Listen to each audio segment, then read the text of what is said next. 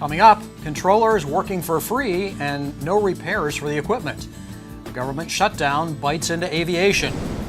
Who knew the Navy still flies blimps, and what's it doing in the skies over Washington and Baltimore? Around the globe in a GA airplane, and the feel of 3 thrust levers in your hand. AOPA Live this week begins in just a moment.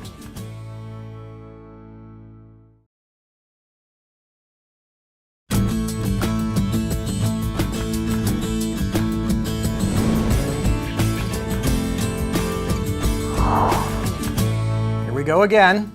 As we record this, the gates at national parks are closed, the doors to the Air and Space Museum are locked, and a lot of federal employees suddenly have a lot of free time. Hello, I'm Tom Haynes, and thanks for watching AOPA Live this week. The Senate, the House, and the President are still battling it out over the federal budget, and so the doors have slammed shut at a lot of federal agencies. 97% of NASA employees are considered non-essential, so they're furloughed. But at the Department of Transportation, 60% of the troops are being called essential, so they're still on the job, including the FAA. All non-essential employees are basically off the job for now, and that includes certification, that includes inspections. So safety inspectors are all furloughed. That means there's no inspections going on, there's no certification activities. And suddenly that also includes the folks who maintain and repair things like VORs and ILS transmitters.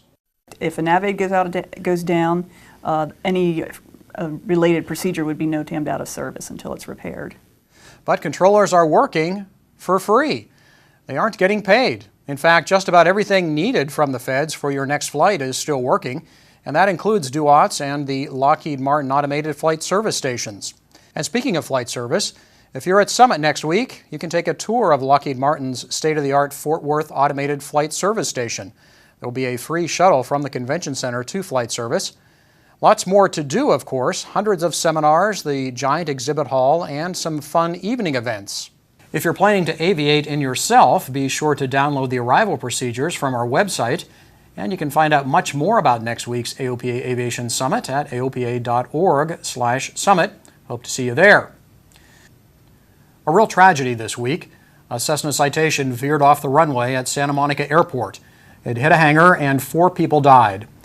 And the airport opposition wasted no time in trying to take advantage of the tragedy.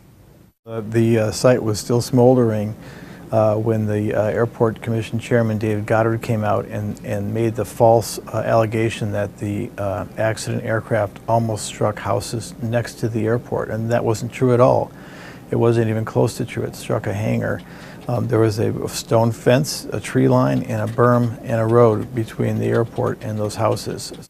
Santa Monica is among the most threatened airports in America. AOPA reached out immediately to protect the airport and counter the misinformation. We are working very hard to counteract the images and the suggestion that somehow this was a danger to the community. Our records show that there have been 8 accidents in the last 10 years at Santa Monica. They've all been contained on the airfield itself. There have been 3 fatals, 3 other injuries, and 2 serious injuries. But they haven't affected the community around Santa Monica. They've all been on the airfield.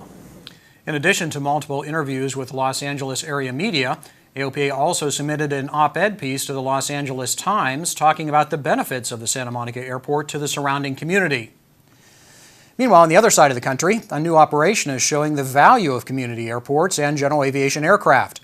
2 East Coast air taxi operators have teamed to provide scheduled air service between the New York area and Boston using Cirrus SR-22s.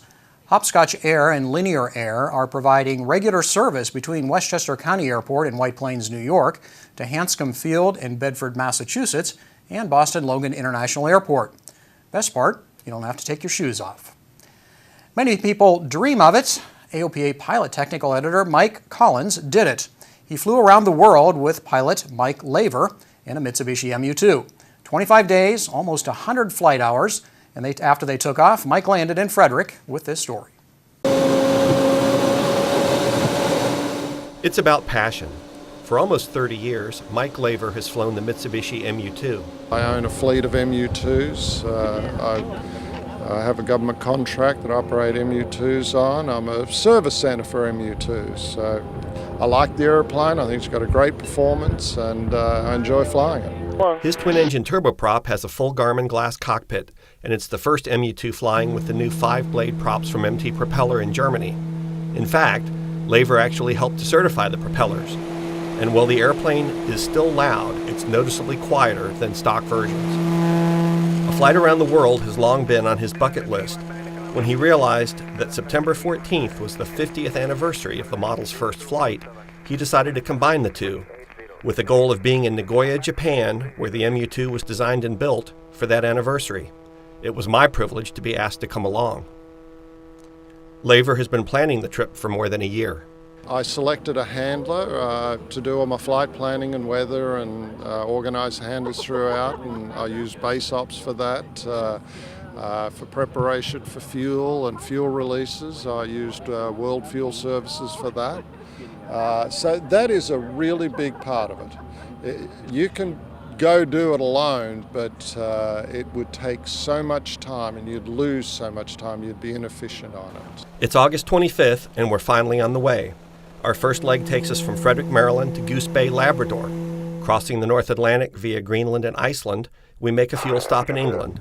We continue to Germany and Austria. From Turkey, we flew the length of Iraq to Kuwait, then Oman.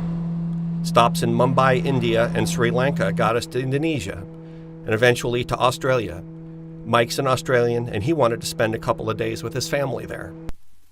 His estimate of the field is about 1/4 to. A highlight of the trip was our stop at Ayers Rock, the iconic sandstone rock formation in central Australia. It's more than 1,100 feet high, almost 6 miles around, and most of its bulk lies underground. On our arrival, we flew the charted scenic flight procedure. It's not unlike the special procedures over the Grand Canyon here in the United States, except that instead of a vast chasm, there's a red rock sticking up in the vast outback. From Australia, we actually headed northwest, making stops in Indonesia, the Philippines, and Taiwan, before arriving in Japan late on the morning of September 13th.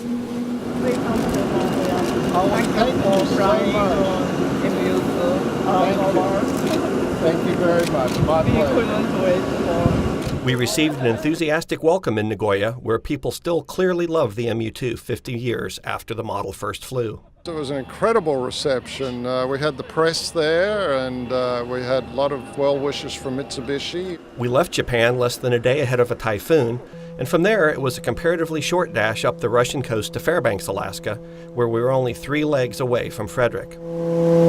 It's all about celebrating the MU-2's 50th anniversary and showing that this airplane, which few pilots would think of as an around-the-world aircraft, is still very capable. And how do you feel we've done with respect to meeting those objectives?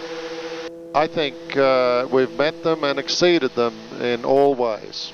25 days and 98.1 hours later, though, I think Mike wants to remind pilots to chase down those bucket list items. I'm a great believer that if you have a dream, follow it. So I think so many things are within our reach, and if you've got a dream and a vision to do something, just pursue it. Whether it takes you around the pattern or around the world. Mike Collins, AOPA Live. Quite a trip. Welcome back, Mike. You can see an extended interview with Mike Collins about his trip. Look for it on AOPAlive.org. Search Around the World. Whether you're going around the world or just around the patch, it's nice to get some video to help you remember that flight. Contour and GoPro have been the go-to options for onboard cameras. Now there's competition. Garmin introduced the Verb Action Cam this week, and AOPA pilot senior editor Dave Hirschman put it through its paces. Garmin is getting into the action cam business with its own Verb, a compact, well-engineered unit sure to begin showing up in cockpits immediately. Garmin takes on market leader GoPro with a few features that its rival lacks: a battery that lasts up to 3 hours and a viewfinder. The Verb is waterproof and it's tough, but not indestructible. I took a Verb flying at speeds up to 200 miles an hour, and here are some of the early results. I like the form factor, ease of use, and the viewfinder the best. The Verb is nearly foolproof to turn on and off, and videos don't begin and end with that squinty face that GoPro users know so well. Garmin is going for the mass market appeal and hasn't customized the Verb for aviation yet. There's no filter to eliminate prop distortion, and no audio cables or headset jacks to record cockpit communications. But as you'd expect from Garmin, the Verb does have an internal GPS. Look for a full review of the Verb in an upcoming issue of AOPA Pilot magazine. Dave Hirschman, AOPA Live. And when we come back, flying like lightning in a Falcon 7X and taking things at a slower pace. You're watching AOPA Live this week.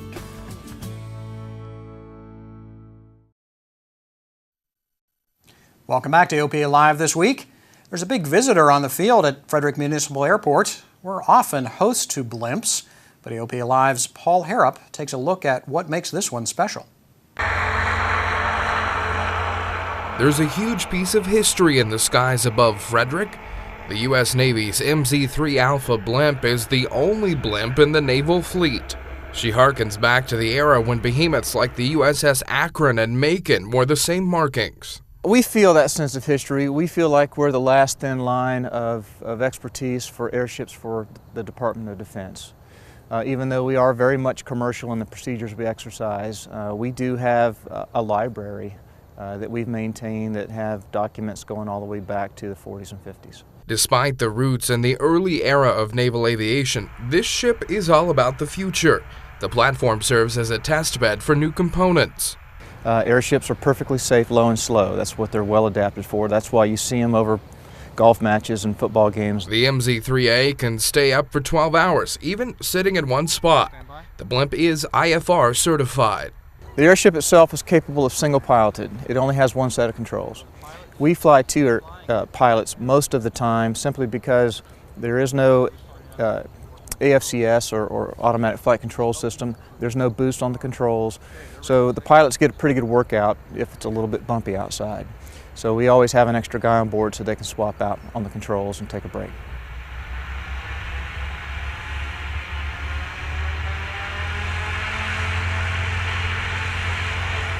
Bert Race is the director of the Airship Systems Engineering Team at the Naval Air Warfare Center Aircraft Division on Naval Air Station Patuxent River, Maryland, and the government flight representative for the blimp. He says she may be big, but she's not as lethargic as she looks. Yeah, we don't normally say fast or nimble in the same sentence of blimps, but in fact, they are quicker and more nimble than most people give them credit for. They are IO360 Lycoming engines, and when the pilots give them full power, they do produce noise just like any other aircraft. The props are derated a little bit for noise attenuation so they don't bother passengers or the public as much. It's a flying piece of history. She'll join the Navy to fly radar. The last one in a long line of Navy blimps. Paul Harrop, AOPA Live. And a lot of fun to fly too. Thanks, Paul. Something else from the past is making a reappearance. The famous upside-down Jenny 24-cent airmail stamp is being reissued. The new one, though, is $2. The reissue commemorates the opening of the William H. Gross Stamp Gallery at the Smithsonian Postal Museum near Union Station in Washington, D.C. There's an interesting history behind that original stamp. You can read more about it on aopa.org. And finally, what has 3 engines, a side stick controller, and goes like a bat out of Hades? Well, that would be the Falcon 7X, one of the very best rides in the bizjet world. Ever dream of flying one? I know I did, and Tom Horn did too. What's it like to fly the Falcon 7X? The most advanced Mach .85, 6,000 nautical mile business jet in the world today? I'm at CAE in Morristown, New Jersey to find out. A big part of the learning has to do with the EZ2 avionics, which show flight plans, system status pages, and much more. The instructor has his own workstation, and it's there that he puts you through the paces, like an underspeed condition, which fly-by-wire corrects by auto-trimming and automatically adding power with the auto throttles. The EZ has electronic charts, and there will be practice using the heads-up display. Last on the list of challenges is a landing at IFR minimums, 200.5. Okay, well there you have it. I got a great introduction to the 7X thanks to the simulator and Bob and Don. We looked at overspeed and underspeed protection, loading the flight plans, all these other functions, following the flight path marker, And next step is tomorrow when we go to the real airplane.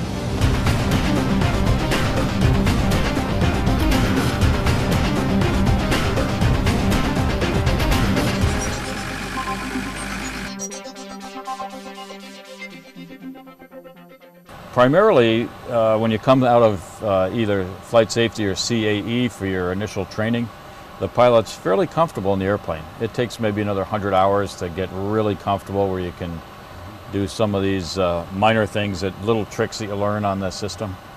So it's pretty intuitive. It thinks for you. You make an input and it almost jumps to the next screen.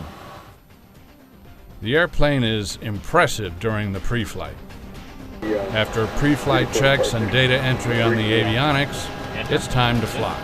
For takeoff, you deploy the flaps and slats to the slats flaps 2 position. After lineup and clearance, it's firewall the 3 engine power levers and off we go.